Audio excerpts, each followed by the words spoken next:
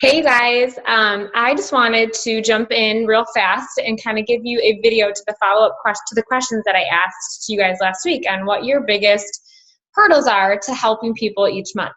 I know that for some of you it will vary, and this is going to be kind of a tough love message as well as some good tips and tools for you to take away, and I hope that you implement. So I want to start off with saying, no matter what I say in this video, no matter how many tips or tools or resources I give you, if you do not carve out the time to make this business work, if you do not decide that you want to make this business work, if you do not commit to this business, these tools, these resources, this video does not matter.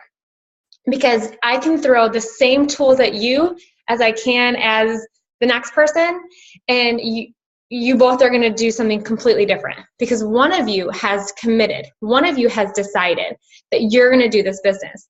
The other one of you has 1 foot in and 1 foot out.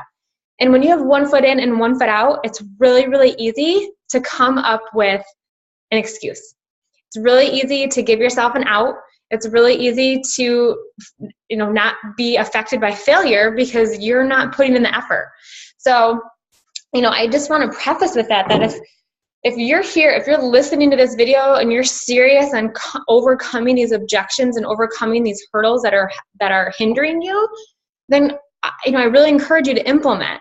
But if you're sitting at a crossroads right now, like 1 foot in, 1 foot out, you really have to ask yourself, what's holding you back?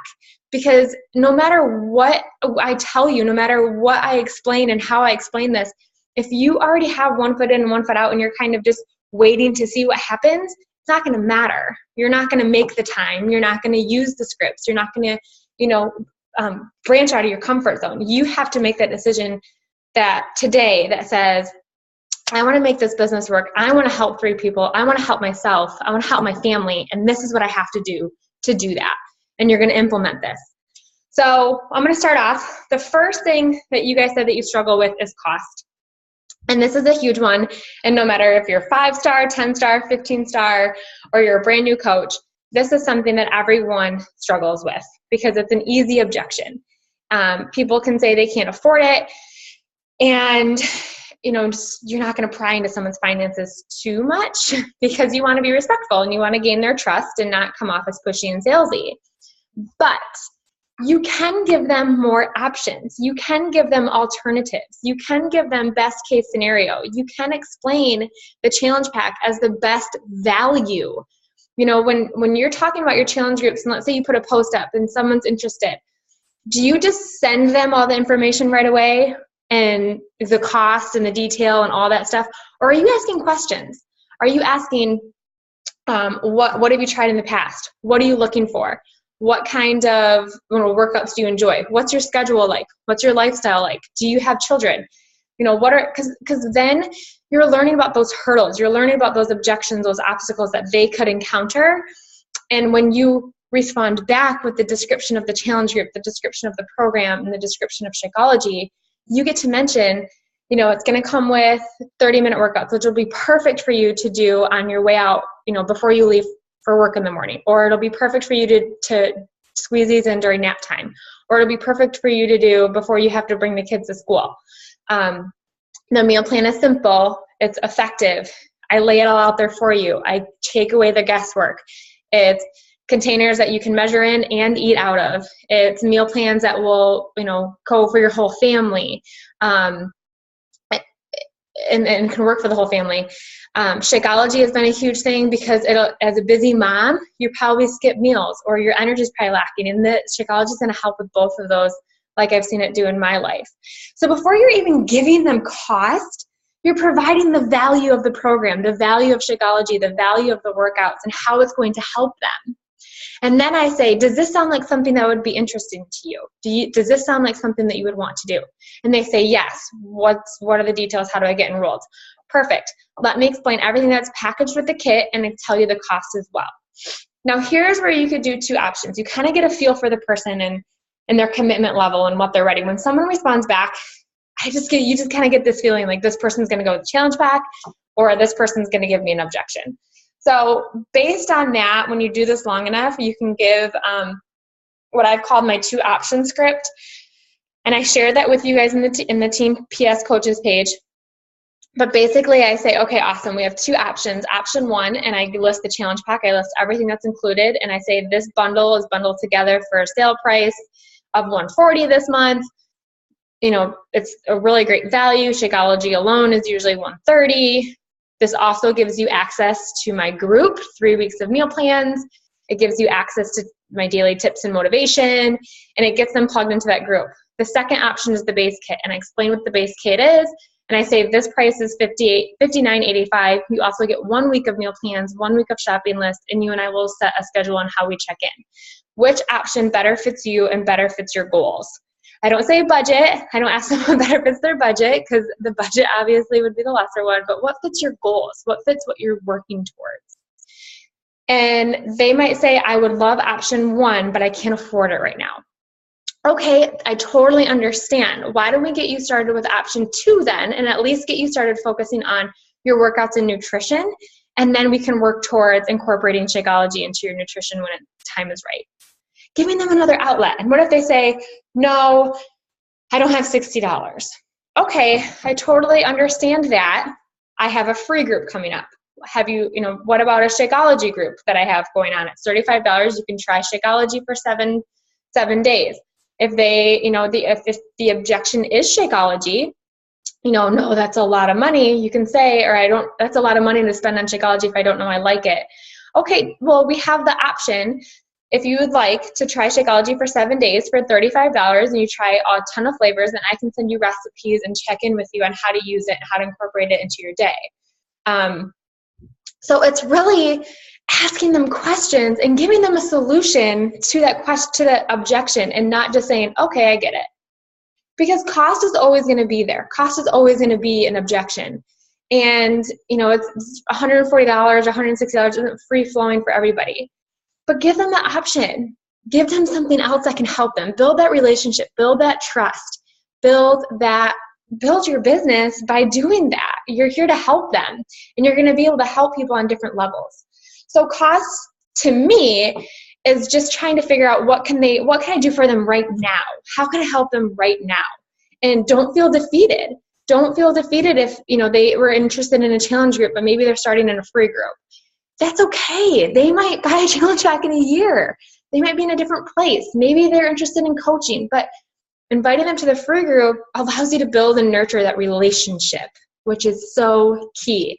And sometimes some of your best challengers, some of your best coaches come out of those free groups because you've invested into them emotionally. You've invested into that relationship right now. Okay? So I hope that helps with cost. The other thing is if they say no to everything and they're just like, you know what, it's just not a good time, just say, that's okay. I totally get that. I know I sense that life is a little bit hectic for you. Do you mind if I follow up with you next month about my August challenge group or my September challenge group? And the worst they can say is no. Maybe they say yes. You write them on your list and you continue to follow up and to build that relationship and nurture that relationship without any expectation in return. So I hope that kind of helps you guys with cost. The other thing that you guys had a struggle with is number 3 and 4, which I think they kind of go hand in hand. So number 3 was building your cold market, and number 4 was having enough people to ask. And if you're not building your cold market, you probably are running out of people to ask. And when I say cold market, I mean people that you're meeting on your like page, people that are liking your posts, even if they're on your personal page. If your personal page is made public, and, let's say I like one of Matthew's posts, his friends are going to see my name on his post, and Matthew would be able to go, and then, so my friends would be able to like that post. Then Matthew would be able to meet my friends that way. So if your personal page is public, then anyone who sees that post can like it, okay? So that's why it's really important to have your personal page public. Now you can, if you're posting about your kids or something personal, you can change it so that it's just friends of friends can see or friends only or whatever. You can change the setting on those personal things. But if you're posting about a challenge group or posting something just to get interest or funny or just generating, whatever, then make sure it's a public post that other people can like it. Friends of friends can like it. Friends of friends can see it. And so one thing that you can do to easily build your cold market is on those posts, click all those likes and see who you're not friends with, or maybe you're friends with but haven't connected with in a while. And you message them and you say, hey, I saw you liked my post about XYZ. Thanks for liking it. We haven't chatted in a while. How are you? What's new? Or maybe you go and check their personal page out and reference like, how are the kids doing? How was your camping trip? How was the 4th? Or something that they just posted about to get the conversation going.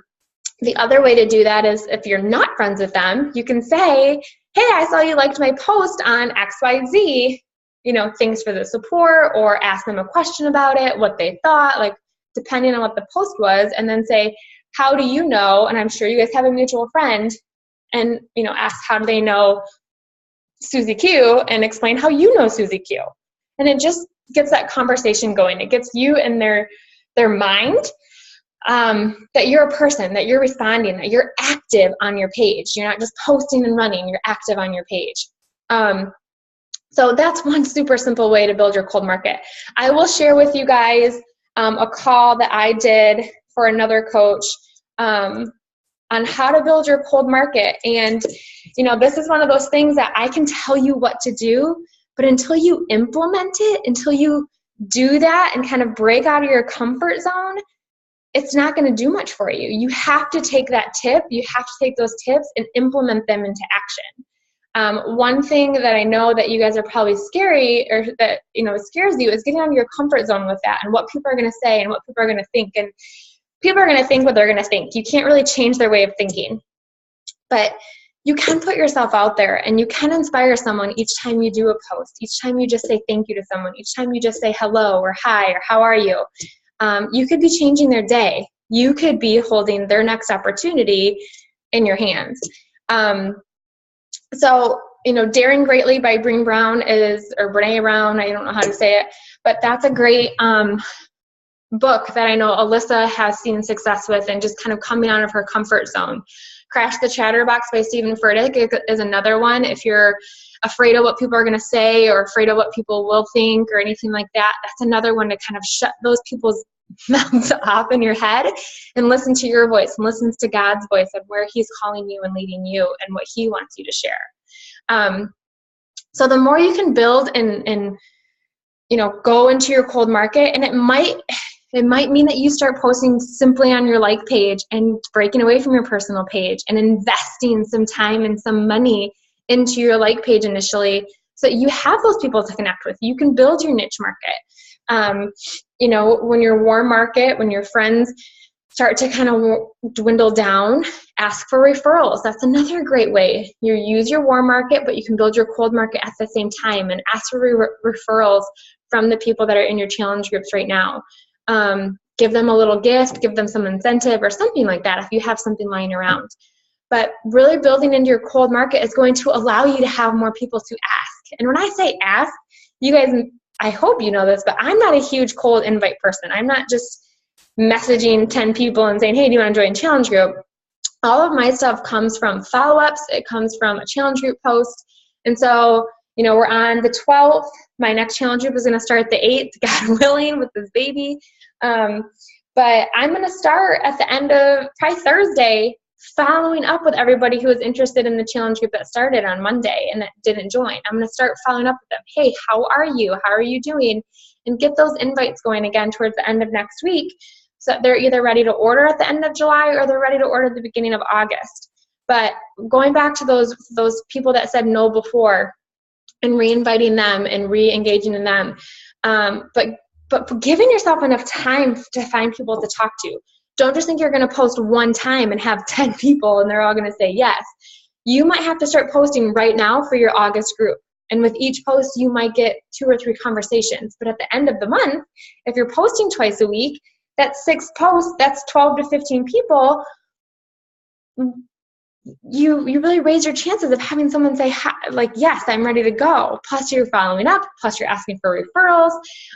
Those are great ways to build up your business and build up your cold market and not feel overwhelmed.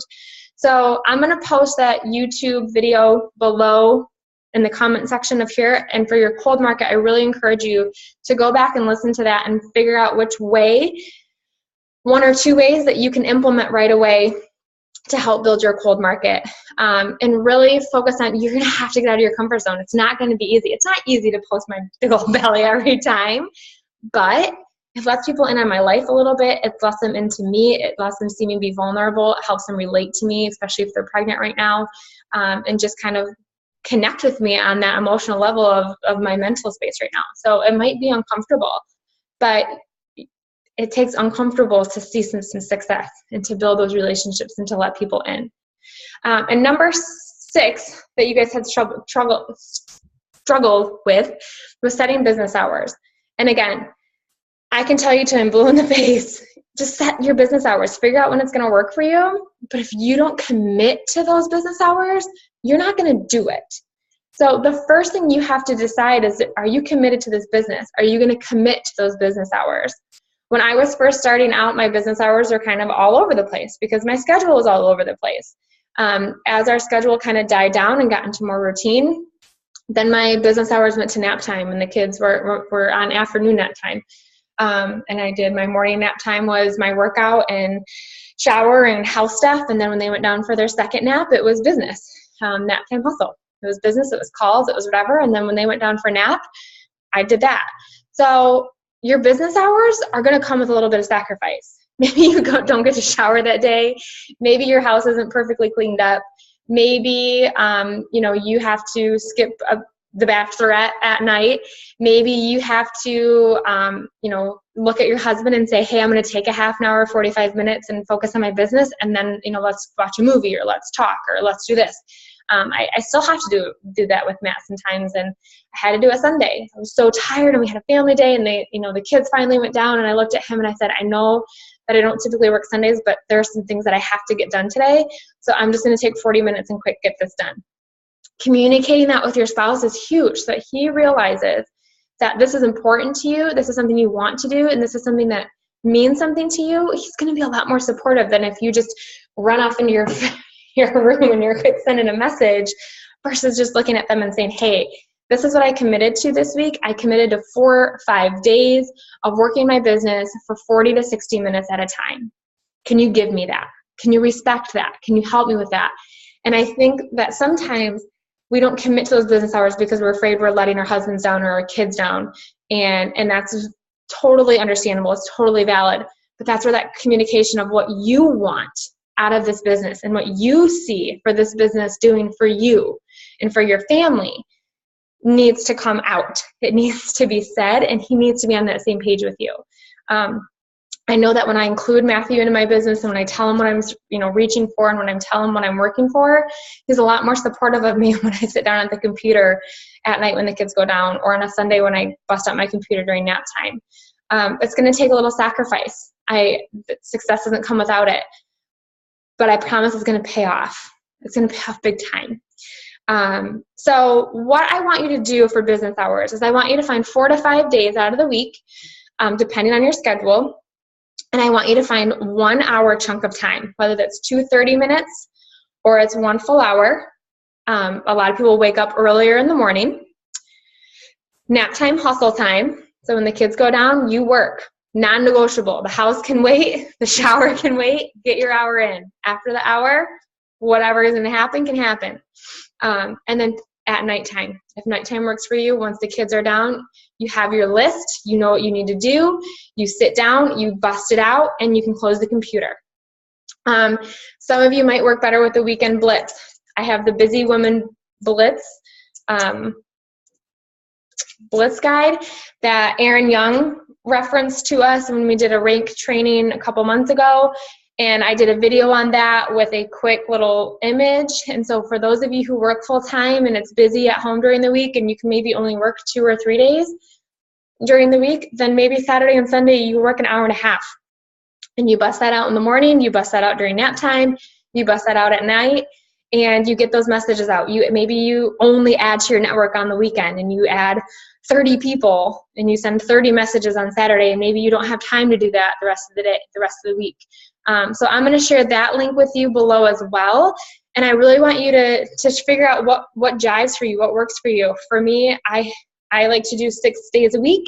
I do my system that I've done since I started the business, and it works for me. But you need to figure out what your routine is and what works for you, because what works for me might not always work for you. So I want you to commit to 4 to 5 days a week, commit to 1 hour, and I want you to kind of figure out what best schedule works for you. The Daily Forge is a great tool, a great system to use. You're inviting 4 people, whether it's to a free group, a Shakeology group, a challenge group, to coaching. You're adding 4 people to your network from your like page, from like page posts, from personal page posts, from friends on Facebook that you haven't talked to in a while, from people who like your page. And you're mentoring 4 people. Your challenge group people are your mentorees. Your coaches below you are you can mentor. And I forget what the 4th one is. I'm blanking. Connecting with and following up with. So maybe you don't have anyone to follow up with, but you can think of 4 people you can reconnect with. So maybe people that you messaged last week or 2 weeks ago, pull out that Daily Forge and reconnect with those people. Hey, how are you doing? We haven't chatted in a while. Hey, how did the birthday party go? How was your 4th? Just get that conversation going again. Work from a list like that, and you're going to feel more effective. You're going to feel more positive with the time that you spent versus sitting down, opening your computer and going, okay, now what? Before you even open your computer, which I highly recommend, do not do your power hour from your phone. Do it from your computer, and it's going to feel like more of a business, more of a focus. But before you sit down, have your list out, have your Daily Forge. What do you want to accomplish during that hour? What needs to get done? And work from that list to work your way down and get it done. That includes your personal development. That includes a training. That includes your messages. Like, you know, I won't go into that. Again, I'll share those resources below this video so that you have instant access to them. But I hope that helps you guys. And I want to drive home that I can give you all these tips. You guys have heard this all before. This is not new information. And these are not new resources. But you have to be at a point in your business where you're ready to decide that you want to make this work. You're going to commit to making these work, and you're going to succeed at making these work. I can't do it for you. I wish I could. I wish I could really go in and add to your network for you and follow up and do all that. But I can't. It has to come from you, and it has to be a decision that you make for yourself. So I hope this video helps you. I hope you learned a lot. And I hope that you kind of have that gut check on what do you want out of this business, and are you willing to commit and to succeed at it. So have an awesome day. Thanks for tuning in, and we'll talk to you guys later.